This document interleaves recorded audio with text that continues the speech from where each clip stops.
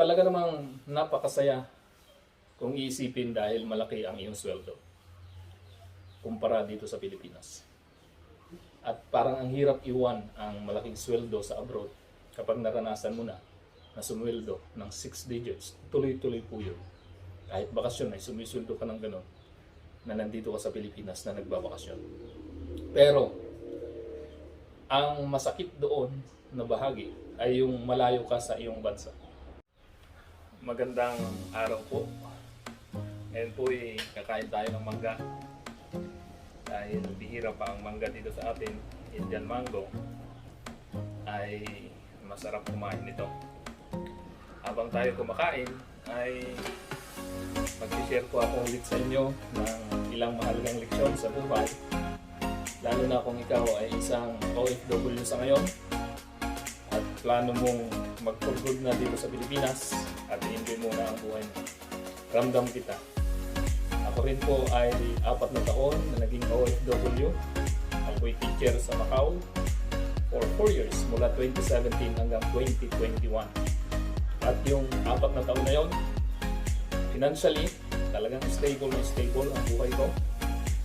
Ikaw ba naman ang sisweldo ng 6 digits monthly compare dito sa Pilipinas? Nung ako'y teacher dito sa Pilipinas, 5 digits lang. At nung nag-abroad ako, 6 digits. Parehas din ang trabaho. Teacher ako doon. Sa Macau, teacher din ako dito sa Pilipinas. At isi-share ko sa iyo ang mahalagang leksyon na natutunan ko nung ako'y nasa abroad at nandito na ngayon sa Pilipinas. Pag ikaw po ay malaki ang sweldo, unang-una, tataas din ang expenses mo. Kasi hindi mo maiwasan, isip mo palagi, kaya mo namang kita. Tumaas yung gastos namin dito sa Pilipinas, at syempre mataas din ang gastos ko sa Macau. Pero mas mataas dito sa Pilipinas sapagkat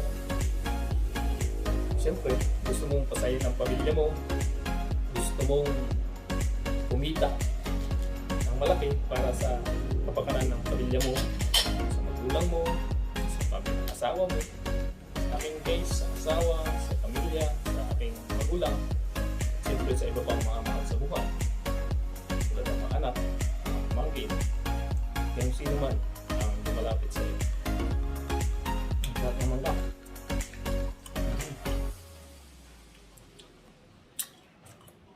Ang sarap. Kain po tayo mangga. Sarap.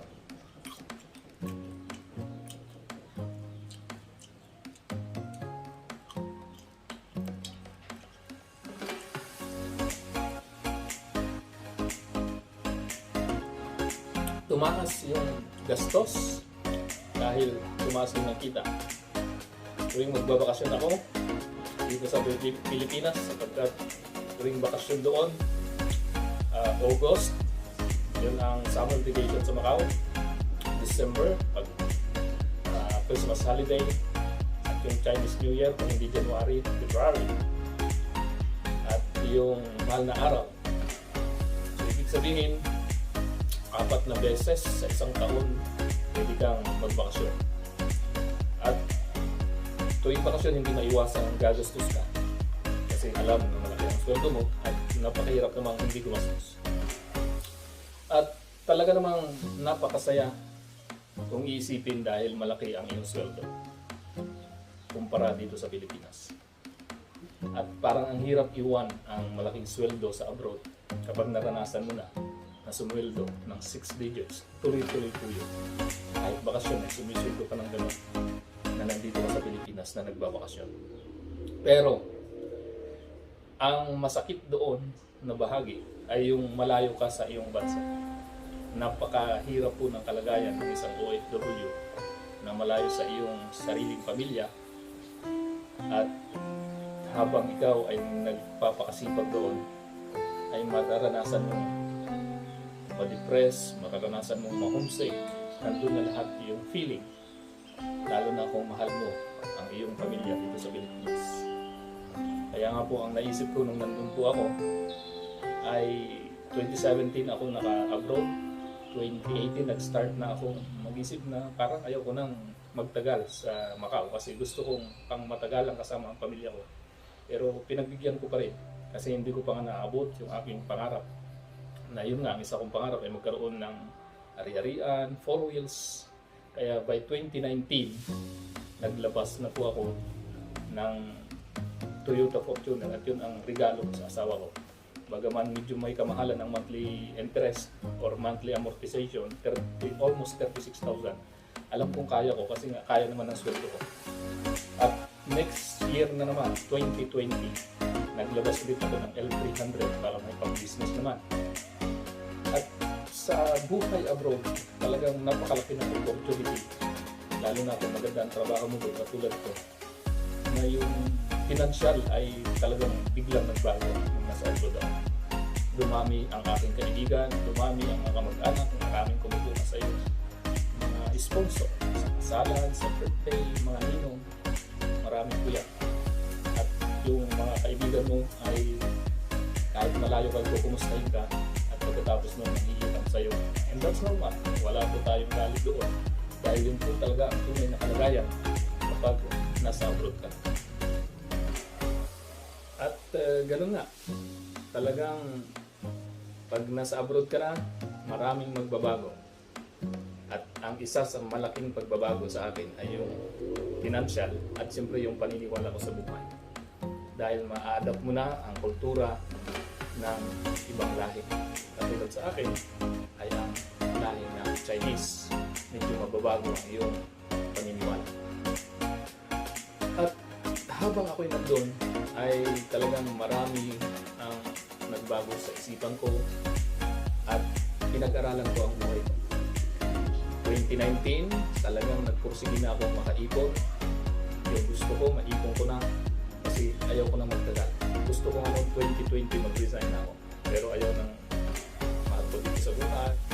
Sarap ng mangga nito. Sarap palang kumain ng mangga lalo't matagal ka nang hindi nakakain. Ang sarap. At katulad nga ng sinasabi ko, 2019 nag-start na ako na mag-isip na mag-for good sa Pilipinas.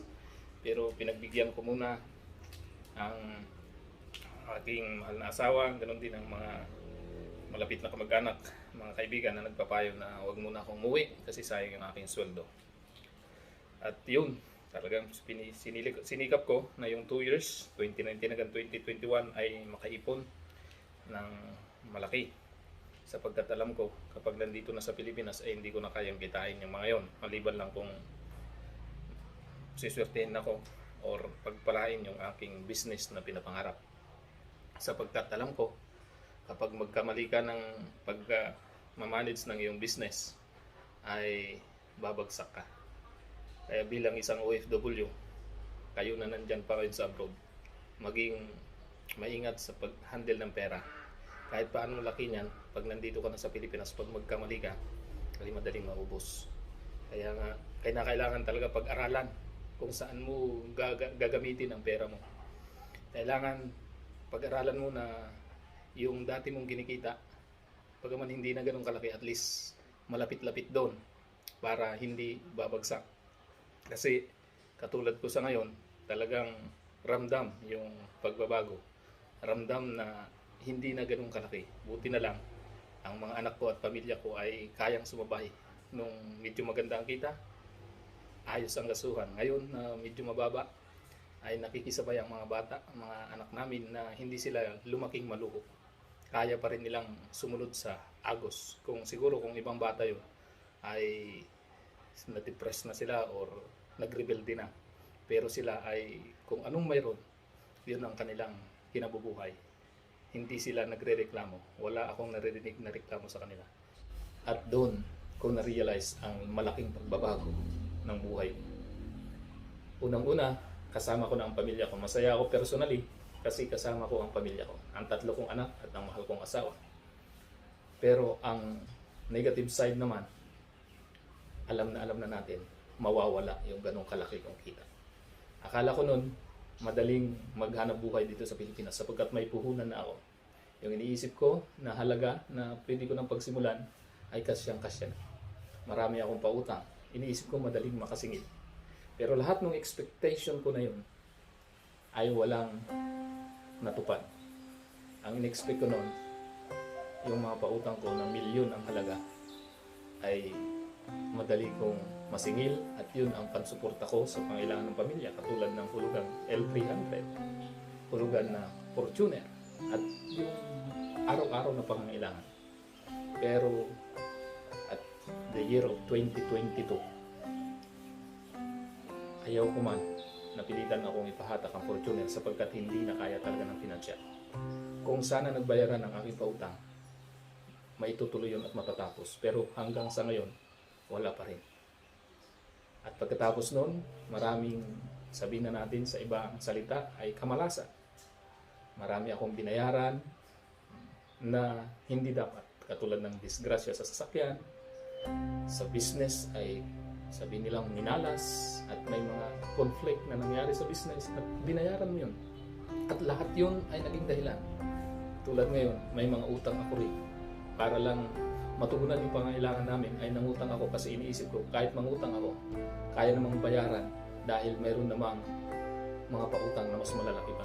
Pero hanggang ngayon hindi pa rin nasisingil. At yun ang naging problema. Within 2 years na nandito na po ako, 2021, 2023 na po ngayon. 2 years and a half actually na nakauwi na ako ng Pilipinas. Iyon ang na-realize ko.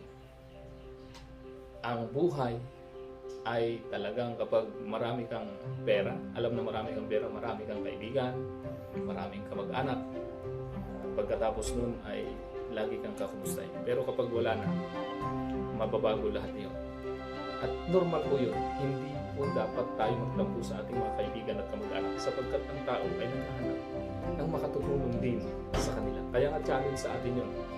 Ngayon ay kina-challenge ko ang sarili. 2 years pababa financially. Pero hindi pa naman nauubos sapagkat alam ko kaya ko pong magsimula kung ano man ang mayroon ako ngayon. Pinapalakas ko ang loob ko sa pamamagitan ng pagbabasa, pag-aaral ng salita ng Diyos, ng Bible, pananalangin, at pagkikipag-ugnayan sa ibang mga tao para umahon ka ulit. Ganun naman lagi ang buhay, may pataas, may pabagsak. Ngayon po, tulad ng mga isinishare ko sa inyo, ako'y naniniwala darating ang panahon kung sakali mang nawala yung aking Fortuner, darating ang panahon, sa tamang panahon, may babalik ulit na mas maganda pang sasakyan. Kapag ilang beses na itong nangyari sa akin, sa mga motor, ang dami kong napahatak na motor. Pero nung huli na, nung unang nahatak ang motor ko, parang ang sakit. Pero nung patuloy ako nagsisikap, nagkaiba-iba ang motor ko at hanggang nagustuhan ko na ng maigi yung mga huli kong motor at hindi na yung nahatak. Ganon din sa sasakyan. May nagsimula ako sa Elf na second hand, nawala. At mahabang kwento rin yun, hindi ko na ikikindo ang dahilan, basta nawala. Pero napalitan ng Fortuner at ngayon ay L3. Nawala ulit ang Fortuner, alam kong darating ulit yun. Sapagkat ako'y magsisipag. Ganun lang naman ang buhay. Magsipag ka lang, pag-aralan mong maigi, kahit pa bumagsak ka, kasi itinuturing kong ako'y bagsak sa ngayon. Sapagkat financially, wala na yung milyon na hawak ko noon, na katulad noon. Kapagkat nung ako'y umuwi, may talagang milyon akong dala-dala, yung aking kinita abroad. Pero utay-utay yung iyong naubos. Hanggang ngayon, mayroon pa naman, pero hindi na ganun kalaki. At ganyan talaga ang buhay. Kaya kapag ikaw nasa abroad, pag-aralan mong maigi, kung ikaw magpo-for-good, kung mananatili ka dyan. Pero ito ang maganda. Sa akin, wala akong pinagsisisihan sa anumang nangyari. Sapagkat yung mga leksyon nun, yun ang baon-baon ko ngayon. Kung ano man ako ngayon, yun ang baon-baon kong para umangat ulit. Alam ko, may time pa rin aangat ako. Kasi hanggang hindi tayo sumusuko, hanggang hindi tayo umayaw, ang pagkakataon ay ibibigay sa inyo. Tulad ngayon, hindi ko naman in-expect na ako'y maging barangay administrator. Kinuha ko ng bagong panalong kapitan. Nandyan na ako. Hindi ko alam ulit ang kasunod. Samantalang nandyan ako sa barangay administrator, ako'y nag-aalaga ng mga manok. At yun ay pinapangarap kong maparami sapagkat gusto kong maging successful ang aking chicken farm. At itong YouTube na ito, gusto kong i-share kung ano man ang mga susunod na mangyari sa akin. Nagpaplano ako at habang ako nagpaplano, gumagawa ako. Nais kong i-share dito sa inyo. Kung nais mong matuto sa aking karansan at nais mo rin mag-share, paki-comment sa ilalim nito. At makatutulong yung comment mo.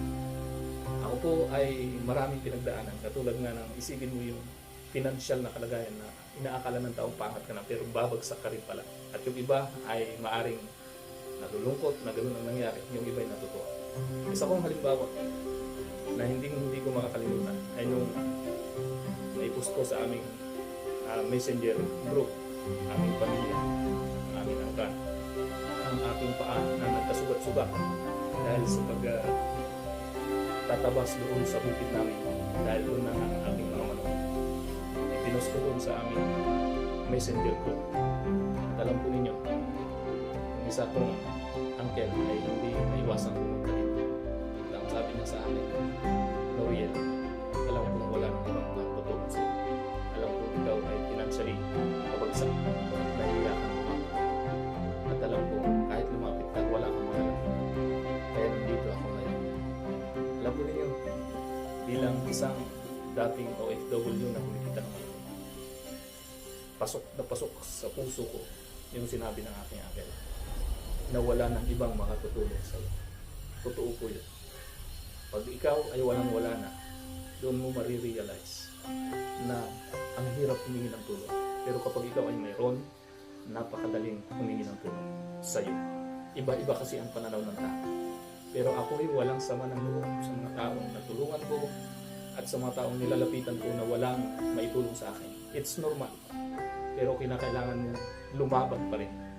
At alam po ninyo, nung sinabi ng aking uncle yun, mangiyak-iyak ako. Hindi ko kayang tigilan ng aking luha. At dito sa upuan ito, dito kami nag-usap ng aking uncle. At ang sabi niya, lumabang ka anak. Ipagpatuloy mo ang iyong buhay. At hindi ko na iwasang lumuha. Katulad ng sinabi ko sa inyo.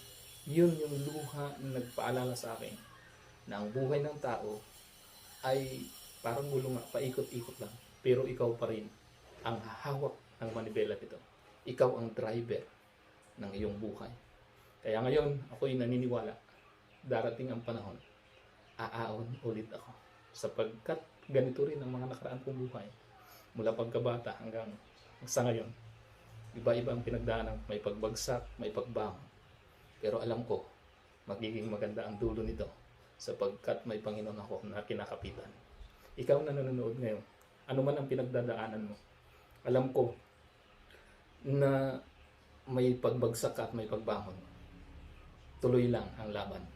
Makakaahon. Makakaahon ka rin. Maraming salamat sa panonood. Sana po ay i-consider nyong i-subscribe ang channel na ito at paki-like na rin po. I-share na rin po ninyo ang video ito na way nakatulong sa inyo. Maraming salamat po.